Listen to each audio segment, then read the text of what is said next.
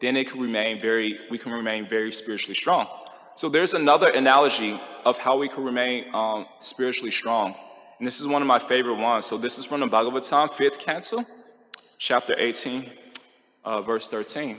And it's spoken by Prahlad Maharaj. Some prayers of Prahlad Maharaj in the 5th canto, even though normally his prayers are in the 7th canto. And Prahlad Maharaj, he says, Harir hi saksha bhagavan shariri nama majashanam ivato yam ipsitam hidvamaham samyadi sajate griye tada mahatvam vayasanta patinam.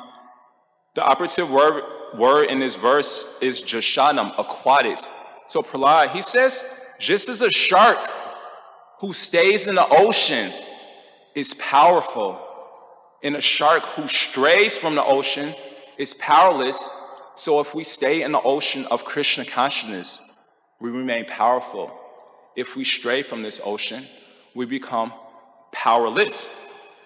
So there's a nice compare and contrast story in this regard, and it's comparing Haridas Thakur, who teaches us what to do, versus another devotee named Ramachandra Puri, who teaches us what not to do. So for reference, so if anyone want to reference this story, let's see. This story is Haridas Thakur pastime is mentioned in a book, a scripture called Chaitanya Bhagavat, and the section is titled Madhya, chapter 10, verse 35 through 44. In the part regarding Ramachandra Puri, this is from the Chaitanya Charitamrita, one of our other scriptures, and the section is called the Antya Leela, chapter 8, verse 18 through 27.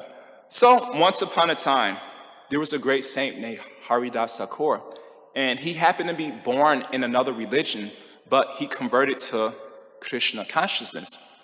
So one day, the members of Haridas Thakur's former religion, they approached him. They says, "My dear Haridas Thakur, if you convert back to our religion, then there will be no problem for you. But if you don't, then we will beat you in 22 marketplaces to set an example of what happens to someone who leaves our religion."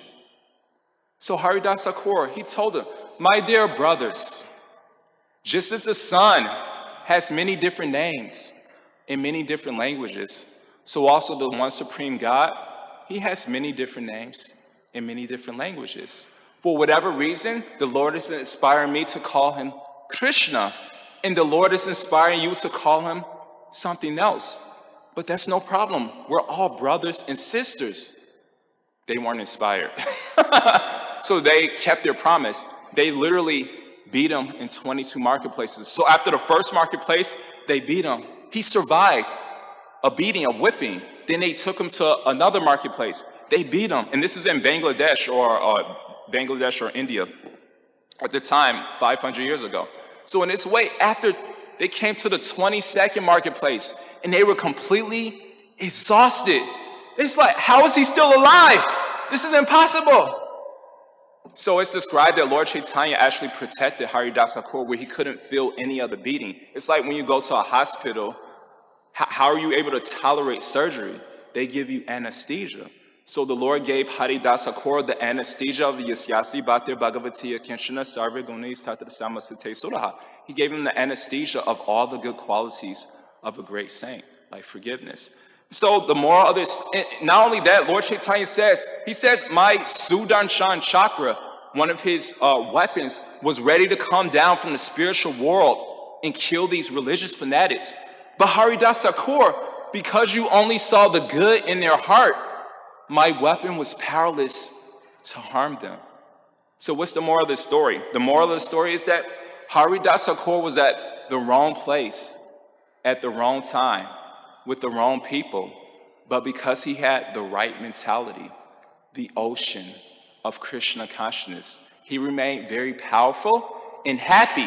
A shark in the ocean is powerful and happy because Haridas Thakur remained situated in the ocean of Krishna consciousness, the ocean of forgiveness, mercy, love, compassion.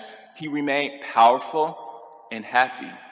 So, in contrast, there's a story of Ramachandra Puri. So once upon a time, there was a very proud devotee named Ramachandra Puri.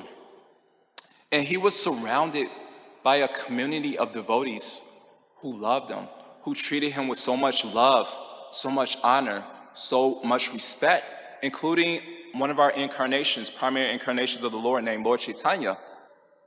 But he will always find fault with devotees, and the reason is that one day his guru name is Madhavendra Puri. Is that correct? Madhavendra Puri, I believe so.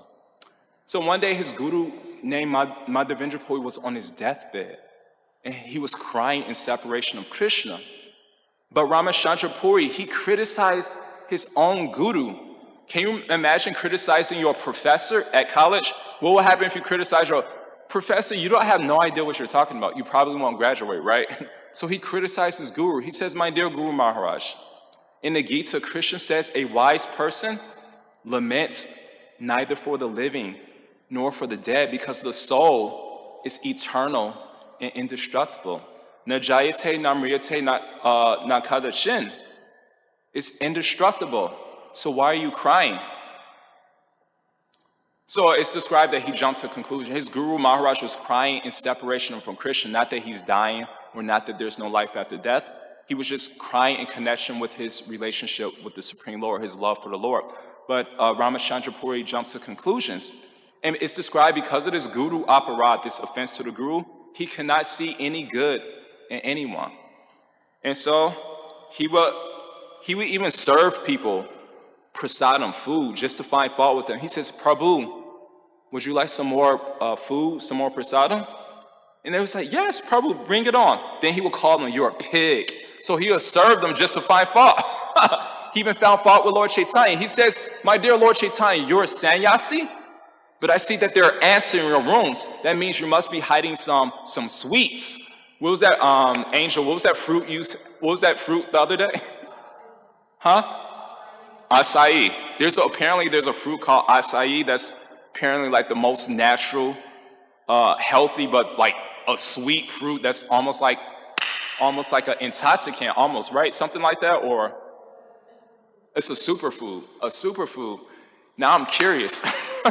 But Donovan Prabhu had it the other day, and so did Sevananda, so he knew what Angel was talking about.